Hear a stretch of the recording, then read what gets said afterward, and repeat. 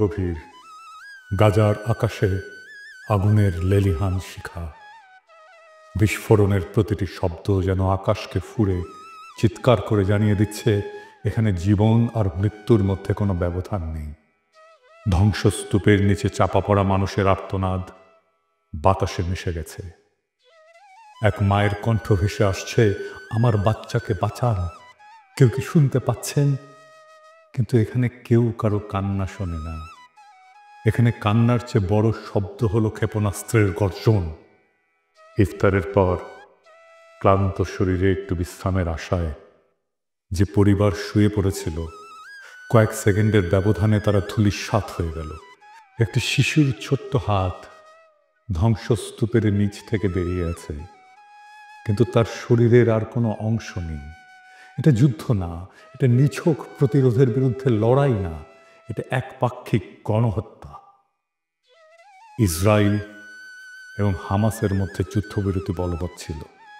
বিশ্ব আশায় ছিল হয়তো কিছুটা শান্তি আসবে, কিন্তু শান্তি আসেনি, বরং নতুন রক্তপাত শুরু হলো। 18 মার্চ রাতে কসাই নেতানিয়াহুর বাহিনী যুদ্ধবিরতি ভেঙে বেসামরিক মানুষের উপরে ভয়াবহ হামলা চালালো।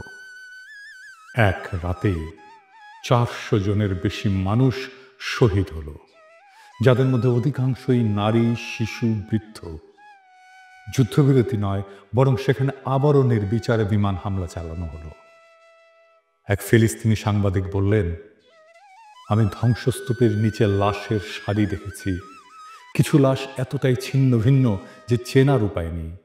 একটা শিশুর কেবল মাথাটুকু খুঁজে পাওয়া গেছে।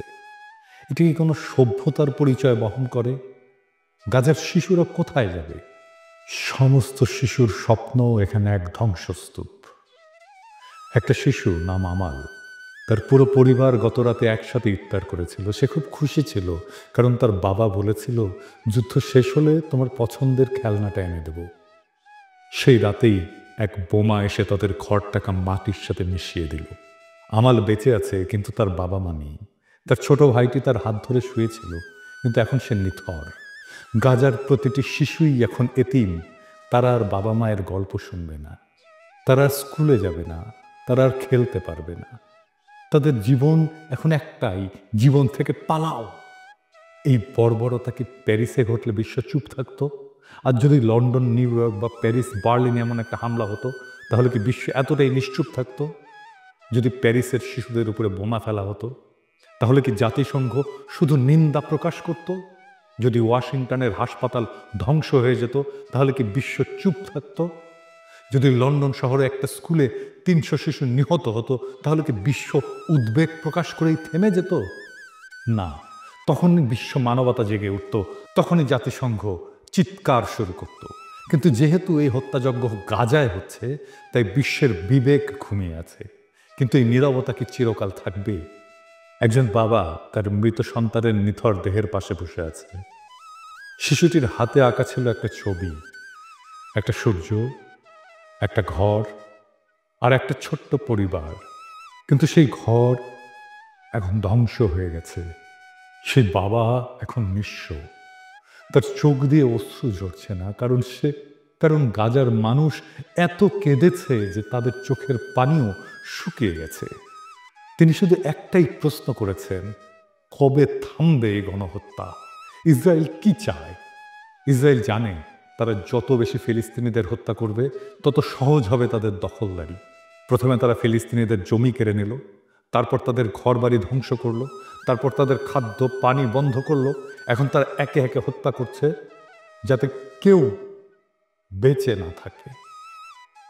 এটা ধ্বংসের একটা পরিকল্পিত নীতি। এটাকেই বলে এথনিক ক্লিনজিং। ফিলিস্তিন মুক্ত না হলে মানবতা মুক্ত নয়। গাজা পুড়ছে, কিন্তু শুধু গাজা নয়, এই আগুন একদিন পুরো বিশ্বকে গ্রাস করবে।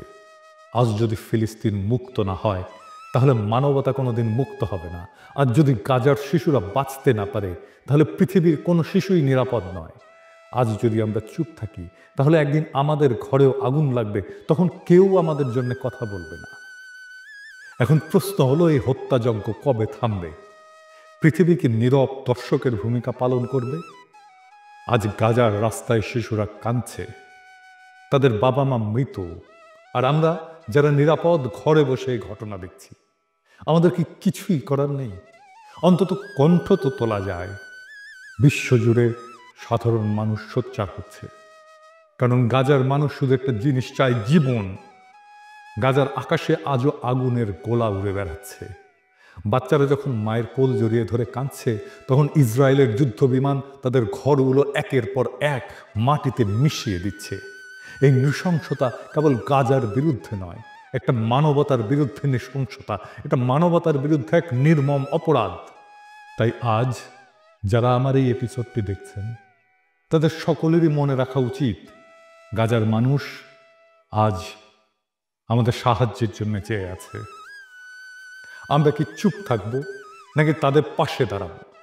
পৃথিবীর বিবেক কি জাগবে, নাকি আরো হাজারো শিশু ধ্বংসস্তূপের নিচে চাপা পড়বে নিঃশব্দে? মাহমুদ নামের এক ছোট্ট ছেলেকে উদ্ধারকারী দল ধ্বংসস্তূপ থেকে বের করেছিল। তার নিথর দেহের পাশে ছিল একটা স্কুল ব্যাগ। ব্যাগের ভেতরে লেখা একটা ছোট্ট চিঠি, আম্মু, যুদ্ধ কখন শেষ হবে? আমি কি বড় হতে পারবো? আমি ডাক্তার হতে চাই। এই চিঠির উত্তর কে দেবে? ইসরায়েল, আমেরিকা, জাতিসংঘ, নাকি সেই বিশ্ব যারা শুধু চোখ বন্ধ করে রাখে? মাহমুদ আর বড় হবে না। গাজার ফাতেমা আর কখনো লাল জামা পরবে না। এই ধ্বংসস্তূপের নিচে চাপা পড়েছে শুধু গাজার মানুষ নয়, চাপা পড়েছে বিশ্ব মানবতা। যদি আজ ফিলিস্তিন মুক্ত না হয়, তবে পৃথিবীর কোনো মানুষই মুক্ত নয়। যদি এক জাতিকে নিশ্চিহ্ন করা যায়, যদি শিশুদের নির্বিচারে হত্যা করা যায়, যদি কারো ভূখণ্ড দখল করে পুরো একটা জনগোষ্ঠীকে শরণার্থী বানিয়ে ফেলা যায়, আর বিশ্ব কিছুই না বলে, তবে সেই বিশ্বে একদিন কেউ নিরাপদ থাকবে না। ফিলিস্তিনের লড়াই শুধু ফিলিস্তিনিদের নয়, এটা পুরো মানবতার লড়াই। কিন্তু একদিন সেই ধ্বংসস্তূপের নিচ থেকে যেদিন নতুন ফিলিস্তিন জন্ম নেবে, যেদিন প্রতিটি শহীদ শিশুর নাম স্মরণ করা হবে, যেদিন মানবতা আবার মাথা তুলে দাঁড়াবে, সেদিন আমরা গলা উঁচিয়ে বলবো, ফিলিস্তিন মুক্ত হয়েছে। আর সেদিনই মানবতা মুক্ত হবে। ফিলিস্তিনের স্বাধীনতা ছাড়া আমাদের স্বাধীনতা অর্থহীন। একদিন ঠিক ফিলিস্তিন মুক্ত হবে। একদিন সূর্যের স্বপ্নের শান্তির ভোর আসবে। একদিন পৃথিবীর মাটি, আকাশ, বাতাস মধুময় হবে। সেই দিনের অনাগত প্রজন্ম আমাদের অক্ষমতাকে, আমাদের কাপুরুষতাকে, আমাদের স্বার্থপরতাকে ক্ষমা করো। হে মহান সৃষ্টিকর্তা, তুমি আমাদের ক্ষমা করো। তুমি বৃথাই আমাদের শক্তি দিয়েছিলে। এই দীনতা, এই কাপুরুষতা, এই অক্ষমতার দায় আমরা নিলাম। Free, free, free Palestine. No more murder, no more lies. ইনকিলাব জিন্দাবাদ।